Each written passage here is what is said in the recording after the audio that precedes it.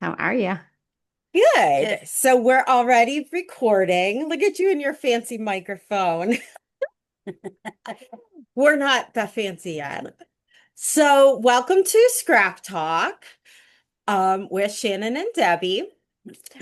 This week we have a guest, Gina Morton, who is a professional organizer. Is that the title?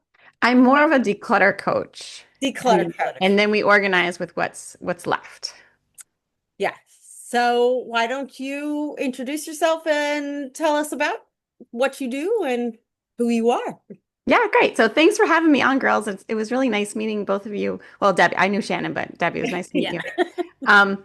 So I have always loved decluttering and organizing ever since I was a kid. And in 2020, when my youngest was going into school full time, I thought, you know what, I'm going to try to make a go of this. So that's when I started my business. It's called Tight Ship Mama, and it's local to the Lehigh Valley. And I go into women's homes and I help them declutter their stuff and help them use their homes more efficiently and really I've been referred to as Mary Poppins. Like they're like, you come in for one thing, but you change the whole family. And it really is like clutter really contributes to a lot of what's going on in our families and what's going on in our bodies with the peace and mental health, that comes with having a clutter-free home is just something you can't put a price tag on.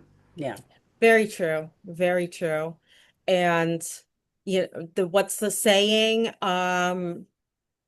A not clutter-free, but an organized space is an organized mind, or a clean space is a clean mind.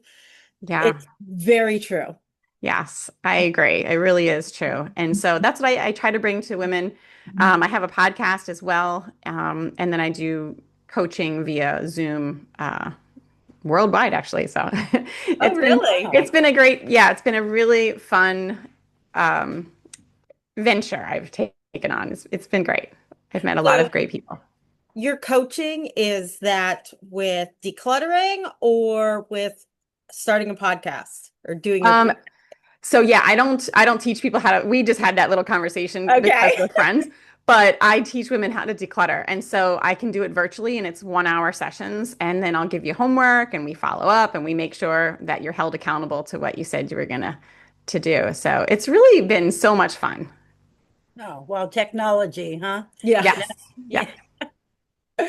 We get a lot of people in the shop that have very messy craft rooms, Mhm. and they're often either overwhelmed by it and also are in the process of cleaning it out and bring us donations, but they always say they're very overwhelmed. What is something that you would recommend for them to kind of make the process a little easier besides your services? By the way, we will put Gina's information so on um the our website and um on the bottom of this podcast, so anybody who wants help decluttering can talk to her. We're not the decluttering people. No, We make clutter. yeah. I just say I'm the opposite.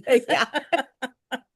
Yeah. So I think the word overwhelm I hear a lot and it is overwhelming. And and it it takes away from what your customers like. Clearly you have people that love to craft, right? Mm. And I think when you get overwhelmed, you're not fully enjoying what you want to be doing, which is creating something beautiful.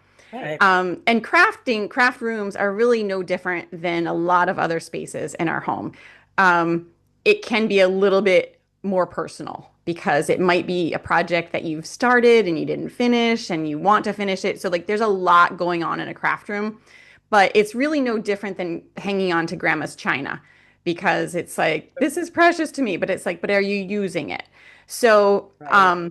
I always say to my clients, like, use the good china. Like every day is a gift. And for a specific to your audience for crafting, I would say use the good fabric, use the good trim. Like, what are you saving it for? Right.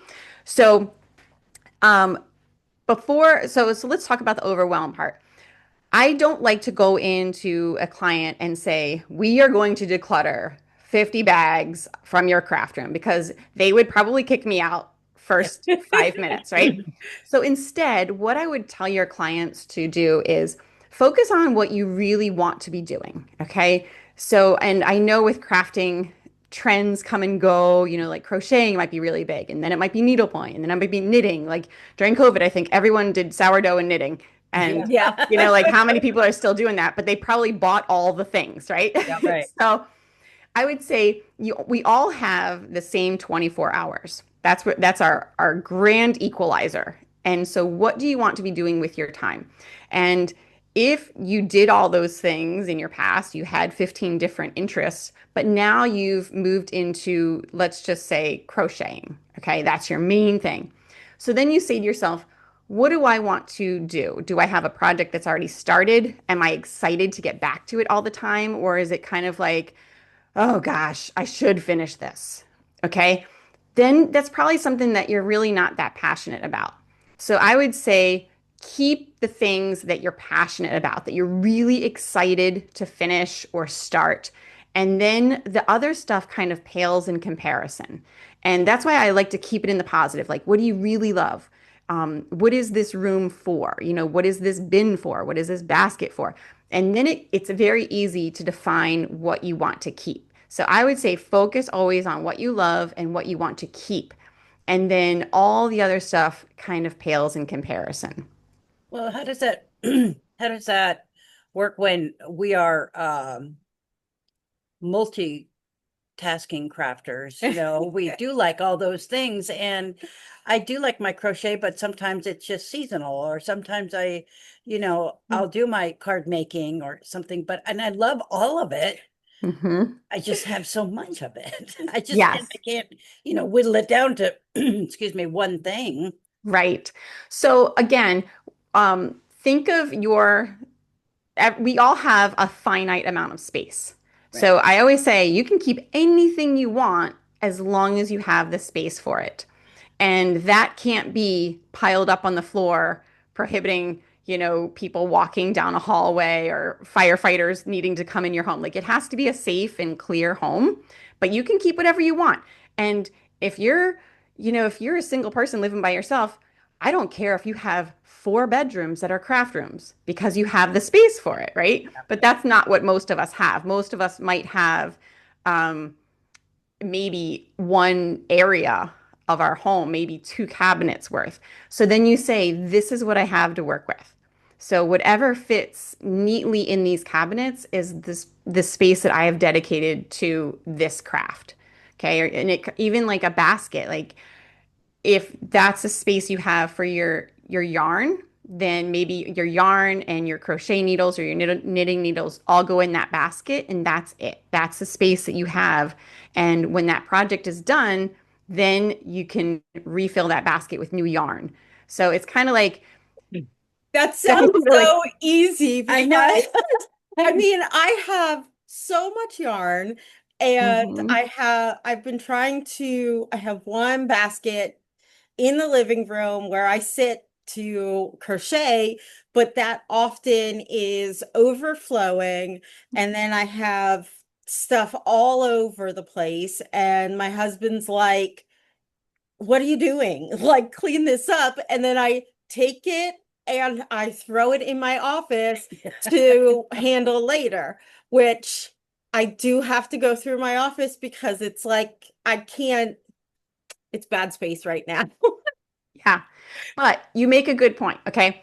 So a lot of times when we're doing crafts, we're doing it on places that have to serve double duty, right? Yeah. So, because I don't know what your audience is like, but I know in the homes that I've been in, I've only really had one person ever have a craft room, like a total room dedicated to crafts.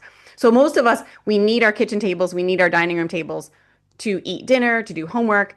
So you want to be able to quickly tidy up. Okay. So when I say tidy, tidy means that you are keeping it, you love it, and it has a home. So your yarn goes in a basket, but that's your container. That's the max you can have so that when your husband says, we need to have it's time for us to sit down and watch a football game. I want this living room tidied up. You very quickly can throw your whole project in that basket and that's it. It's literally like 30 seconds. Same with like your kitchen table at the end of the day or when, it's time to transition to a meal. It's very easy to tidy up and put that project away. And then it's very easy to get it back out and continue working on it. So that's really when you have less stuff, it makes it so much easier to do what you truly love because you're not going through the cabinets and having all this stuff fall out looking for that one little ribbon or button that you're looking for. So when things are pared down, that's another thing, you know what you have. So how many times do we go and we purchase more, more, more because we can't find what we know we already own? Yeah. So it will save you money if you declutter and organize, and you can buy the better yarn. You can buy the better things because you're not buying 55 of, oh, it's on sale, so I must Right. have it. Right. Like you kind of like when you set limits on what you can bring into your home, it really does make you pause in the store and say, okay, I know this is a great deal. I know this is really cute, but it's not just really cute stuff, it's now a project. It's now stuff that you have to manage once it comes into your home. And when you have your cabinet that's dedicated to crafts and it's all organized and tidy, then you really think twice because you think, okay, now I'm going to bring this new thing in and it's going to be a shoving to keep it. And we don't shove. Like, so then you have to say, do I love this more than what's already in there? And that's where you have to make tough decisions. But that's with every room in your home. It's not Yeah. just Yeah. crafts. Yeah. Well, what about those items like I I bought yarn at a yarn show years ago Hmm. that I just loved. It spoke to me. It was Hmm. going to be something. I still have that. And there's Hmm. that emotional attachment to that skein of yarn Mhm. Hmm. because it's so pretty. And yeah, I paid probably $30, $40 for the skein or something because it was so beautiful. And I can't, have I made anything with it? That was 10, 15 years ago or Mm. something. Hmm. It's hard to get rid of some things like that, that it sounds silly, but I'm attached to that Yeah. skein of Yeah. yarn. Yeah, and that's okay because it's beautiful. Like I am not if anything, I'm a maximalist. So I agree. I buy beautiful things, but at some point there's a limit, right? Mhm. Right. But if you love that, then show it off. Put it in a beautiful basket. Put it where you can look at it and release the pressure of it has to become a project. You can own things just because they're beautiful. And because this is your passion, yarn is beautiful. The memory of where you were, who you're with, that's Right. legit, right? So Mhm. you can keep it. I give you blessing to keep it. But, it's when you have overflowing stuff and you can't control it, that's when we have to make decisions. So like Yeah. if you are attached to that, then just put it out and let it just be beautiful. Don't let it be a burden of a project that's not going to happen. But you What? can't have 1,000 of those things. True. Right. What's your craft room? How big is it? And it's just a craft room. My craft room is just a craft room. And it's the attic over my whole house. Oh, wow, that's So neat. it's big. Then And so you I mean, probably you can need it. actually walk in there and everything now. It's Mhm. everything. It's just kind Oh, of, that's good. yeah. But do you have like a big shelf to display yarn? I have a cubby kind of in the entrance way to the craft room, but it's not like I walk by it and go, "Ugh, I need to straighten that up or do something with that." It's not like I look at it and go, look how pretty that is. I mean, I need to, maybe put the pretty stuff there so when I Yeah. walk by, I can see it and the And it rest of makes the you stuff. smile. It makes you Yeah, happy. yeah, Hmm. Yeah. that makes sense. Mm-hmm. Hmm. So of your yarn, what would you want to keep? Like, give me some criteria of like, I'm imagining a wall of cubbies, right? And you've got tons of yarn. It's shoved in there. What would you want to keep? That was what I would say to you if I came to your house. I would say pull out all the ones you want to keep, Well, obviously all of them. right? Because I have them. Right, right. But But there are you, some, if I really sat down and looked at it, there are some that could. easily be given away to someone or something that, Or the shop. yeah, the shop or something, because I don't buy cheap yarn Right, as a right. rule. So it would have to be pretty special to give to someone.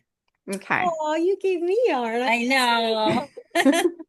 Yeah. So you would keep all the ones like you already talked about a skein or two that you paid a lot of money for. You think it's beautiful. So that I would say is like your highest level, right? Like because you already talked about those. Right. So those are definitely keepers. Now, what do you have that even comes close to that level of love?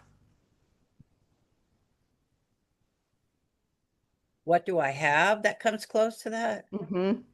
Like, can you think of any other skeins that are like, I love that one? Oh, yeah. Okay. So that's the stuff that we would put back in first. So I Okay. would say we are going to fill this cubby with the yarn that Deb absolutely loves. She can't wait to get her hands on and make something with. And that's what stays. And again, once you start the process of keeping what you love, the other stuff just pales in comparison. And it really does help you not bring more into your home because, again, you have to always be making that decision of do I Yeah. love it more than that $30 stuff that, I bought at that special fair? Yeah. Instead of the cubby full of yarn that it's just so pretty that I just had to buy it, and it sits there. Right, It makes me right, sad that it sits there Well, right. and not being also, made into something, but I don't have enough minutes or hours in the day to. you have to change your mindset that if that makes you happy and to look at it and it's that pretty, it's like buying a piece of art that you love. Right. Like you should Mhm. put it on the wall, and as you walk past it, it makes you happy. Yeah. Yeah. It's why we love to sit in a bookstore Yeah. because are we going to read all those books? No. No. But it does bring us comfort, right? Right? Like just sitting in a big leather chair with a cup of hot coffee and a big mug, like that's like living, right? Yeah. So there's nothing wrong with having beautiful yarn. It's just that, if there was books piled all over the floor and we were tripping over them in a bookstore, that's not very inviting. Right. The same with our shop. Like, I know a lot of people come in and they're like, oh, this, like, I'm just happy being in here. Like, because I say that all the time. It's Hmm. nice having all the things. They're not in my house, Yeah. Hmm. but it's nice sitting in here. But also, it's nice when the table is all cleared off sitting in here. Like, things aren't cluttered in here. Right. So it's the same at in your home. Like, you want things cleaned up and tidy, nice to Hmm. look at, and Yeah. functional. Right. And when your kitchen table is filled with clutter from other things, it prevents you from being able to sit down and do a quilt or do Hmm. whatever you need to do. If I used to sew clothing. So for myself, that was my big love before I started my business and my podcast. That's what I was on a mission to make my whole wardrobe. I was like one of those kind of people. And I still love it, but it's just not what I have time for right now. It's not, I don't want to say I don't have time for it. It's not a priority for Yeah, me right now. right, right. So my daughter took my sewing machine. I have a couple of pieces of fabric that I will turn into pillows one day. But other than that, there's probably not any signs of me ever sewing in my house right now. But all that That stuff might can be change. replaced. Yeah, it That might might change. change because you're so speaking from, my kids are all older and I have more time. Hmm. So it's just what you want to focus your time on because we only have 24 hours in a day, Yeah. unfortunately. Sometimes I Yeah, wish it was more, but you right. have to choose how you want to spend it. Yeah, exactly. And right now, that's just not a priority to me. Like I've tried to watch even how I say things. Like I don't like to Right. say I don't have time for that or I'm too busy because people will say, "Well, why are you so busy?" or Yeah. but I'm busy doing things that light me up. Yes. Like I really do feel like I have a full plate, but 90% of it I love. Yeah. And I feel like I've crafted my days to be able to incorporate things that I love. So, and that's what I would encourage your crafters to do is like, Mhm. get the clutter out so that you can really free up the time to do what you love, and if you're Mhm. spending Yeah. 20 minutes cleaning up a bunch of junk off your kitchen table before you can actually sit down to do your passion, then, you're missing out, on that time. Yeah, exactly. And happy home makes, you feel good and spend your time better Hmm. and everything else. Yeah. Yeah. You need a nicer, well, not nicer, but a clean craft room for you. We were Yeah. talking yesterday that we both feel creativity blocked. That Ah. um so trying to straighten up the shop. I know I've been putting aside straightening up things at home because I want to do other things, Hmm. but you kind of have to do, all your straightening up to Hmm. be able to think clearer Yeah. Right. Yeah. and Yeah. be more creative.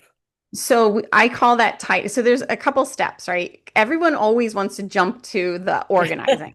Yeah. That's everyone's favorite thing. They want to immediately go out and buy bins, baskets, a label maker, all the things. But really, that's the final step. Like I always say to my clients, when you see the label maker come out, we're almost done. Okay.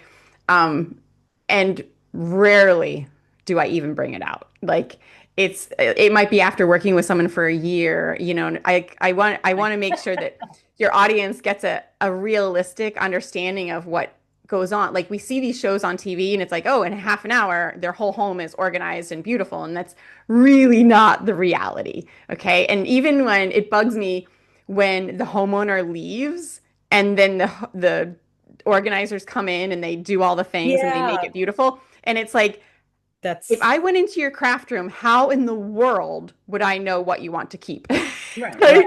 So it's a mutual process that we work together and we figure out what you want to keep.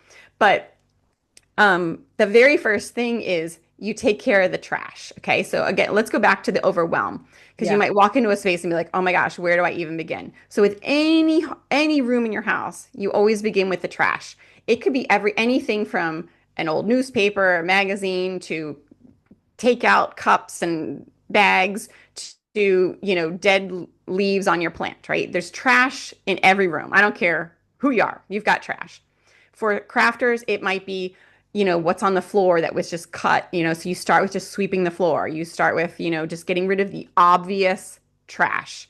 Yeah. And that kind of gets the ball rolling for you. Mhm. Like I always say, like, you can't wait for motivation to strike because it's not going to. So we have to kind of force it a little bit. Yeah. And how you force it is you start with the trash, like easy decisions, no thought really required. Then step two is you tidy. And tidying again means that everything has a home. So if you have a button on the table, you say, okay, where do buttons go? They go over here. Or you can organize according to your project. Like, oh, this is a blue button. It goes with the dress I'm making. That's going to go in this thing. Okay. So there's no one size fits all either for how Right. you want to organize. Okay. Like some people don't want to see any of that stuff. They want everything behind closed doors. Other people like Deb, you do want to see your yarn. Like it's beautiful. You can walk by and you can touch it. So there's no right or wrong answer with that. So you're going to put back all the things that have a home that you definitely are keeping. Now you say, what's left? What's left is potential clutter. So you might pick up a button and say, it's a button. Does it have a project? Is it special? Do I need to keep it or can I get rid of this? And that's when you start making your donation pile. If you do want to keep it, where is it going to go? And if you get to the place where it's going to go and it's already jam packed, then something else has to go. Okay. So that's how you do it. And then the very last step is you organize it and you label the things and you say, this is where the buttons go. This is where, and you can say, here's another example for crafters. When it comes to fabrics, okay, so I love fabrics. And so you have to, I don't want to just say like, we're going to get rid of all this stuff. We're going to set boundaries for what are we keeping. So the one thing is it's all going to be kept in this bin. So that's my max. Second criteria, it has to be at least this big so that I know I can do something else with it. If it's less than that, then it goes in donate or it goes in the trash or something like that. So a lot of I work with a lot of moms, and artwork from kids is a big one. Okay, so it's kind of like crafting, but in a different way. Yeah. And so I say to the moms, like, you can't possibly keep every single thing your kid brings home from school. Mm-mm. So you have to say, what do I want to keep? And I have two things. Each of my kids has what we call our special bin, Mhm. and they can decide what goes in the special bin, and I can decide what goes in the special bin. But when it's full, it's full, and that's it. So for artwork, I wasn't going to keep all the little pencil things that maybe the teacher handed out because she had to go to the bathroom and she's like, here, color. Mhm. Like, that's nothing to me. Yeah. Do I want to keep the handprints that say like all the petals of the flower about how much they love me on Mother's Day? Of course, Yeah. right? So that's how you say like I do want to keep. So my criteria was it has to have a handprint and it has to be like a handmade thing. Yeah. That's how it got into the special bin. If it was anything less than that, we oohed and we awed and it went in the trash. Yeah. The one thing I tell people is take a photo of it Yeah. and then put it in the garbage. Right, right. Because the photo, like you can look at that photo anytime you want. And Hmm. you also have to be careful to put that kind of stuff in the garbage tricky because sometimes they see it and they're like, why did you throw it away? Yeah. Yeah. The kids, yeah. Yeah. Mhm. And some kids are more sensitive, Yep. but I think it's also a life skill because they have to learn like we can't possibly keep all the things. Right. So, I mean, really, it's the age-old joke of we spend all this money on Christmas and what does a kid play with? The The Yeah, the box. box. box. Yeah, exactly. All three of us, Mm. the box. So my kids, yeah, if we get a nice big box, they'll be like, "Oh my gosh," and they'll take it to the basement. And then we have an agreement and we'll write the date on the box. And I'll say at the next recycle night, this goes. Or if it happens to be the next day is recycle, I'll say, "Okay, the on this date, two recycle nights from now, this is gonna go." And you kind of like set that in their brains that like we're gonna have fun with it, we're gonna enjoy it, but then we're gonna like get rid of it because we can't keep every box that Right. comes in the house. So it's kind of a life skill of letting your kids know like stuff comes in, stuff comes out. And if you truly love it, then we don't need to bring more stuff in because we don't have room for more stuff because Mhm. you're still loving this thing. You're right. Absolutely right. And that's why you get paid the big bucks to do this. Yeah. It really is. It's it's such a first world problem. Like Yeah. Yes. I we took our kids to Europe 2 summers ago. We did 4 weeks in Europe and we did a lot of trains and stuff like that. And so I was in like a train car, like a little cubby, and there was three people across from me, and then I was on a bench with three, facing the other people. And I think I had one daughter with me. And we were traveling through uh, Slovenia. We were going to stay in Ljubljana, right? So Slovenia is formerly under communist rule. So they have had a very different life than Americans. Right. And so we were on this train for a few hours. So you kind of get to know the people around you. Yeah. And there was one Australian in there with me, and then everyone else was like from Eastern Europe. And so we get to the conversation of like, what does everybody do for a living? And when I said I was a declutter coach, the Europeans were like, well, what is that? And I said, well, we have so much stuff in our homes that we have to hire people to help us get rid of it. And like they were just floored Yeah. at It does sound like, really silly, doesn't it? doesn't When you say it? it like that. It's like, wow. Yeah, like it's nuts. And the only other person that understood was the Australian because they're very similar to us. She's like, Yeah. oh, I get it. I could use you. Like I have a whole storage unit. And like, oh, well, now we pay to put our stuff somewhere else. Like every month Yes. we're gonna have a fee, and Yes. it's and like I'll say that about our homes too. Like you can go on Zillow and see what is your price per square foot for your home. Mhm. And that's what your clutter's costing you. Like if Yep. it's 10 square feet of clutter, we'll multiply that times what's on Zillow. And that's what your clutter is costing you, you Yeah. know? The same for our food. Like they don't eat as much. They have like small little things, and we have like the Big Mac that you can supersize, Right? Yes. It's um Yeah, very it's true. different. Costco is another one of my sticky Oh, wickies with Yeah. oh, clients. yeah. Like I always say, buying in bulk like that, it takes up two things. It takes up your money and it ties up your space. And can Yep. you afford to give up both? Yep. Because if you're spending $300 at Costco at the first week of the month, and then you're out of money and your kid needs new sneakers, you'd be like, well, I don't have money for sneakers, but maybe you can wear some old like Gatorade bottles or something on your feet, Yeah. like because they're out in the garage. Like, Yeah. and I've had kids, I've worked with families where the kids are sitting on cases of water because there's nowhere to store the water. So it's like, do we really need to be Right. buying that much stuff at one time? Like, Hmm. what's a few dollars to you? you know, Yep. when your kid can't even sit on a chair. Like, I, Yep. Agreed. Yeah. yeah. Or you're storing stuff under their beds, like. Oh, yeah. Oh, gosh. So I don't know. It's an interesting problem to have in America, I guess. Yeah. But Very much. Well, our time is almost up. I just got the oh yeah. notification, but we are going to have Gina in our store. Um, I don't remember the date. Gina, do you remember the date? It's going to be October 22nd at 6 o'clock. Yeah. Yes. So it is a free event. Everybody can come in if they have questions for her. She will be here to answer them. And are you going to do like a presentation or how are you going to do it? Yeah, I think we're going to talk the topic that we're going to have for the night is going to be called Declutter Your Craft Room to Make Time for Crafting. Because I think Awesome.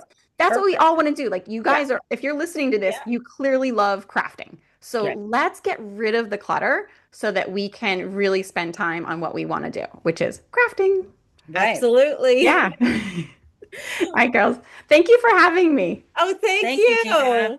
Thank you. And can't wait for the event. I Learn know. some new things. Yeah. Okay. Yeah. All right, girls. It's Maybe we'll great to see put you. her to work in the shop to organize a couple. Yeah. That would be fun. Wait till you see our fabric. That's where it needs to be Oh, yeah. organized.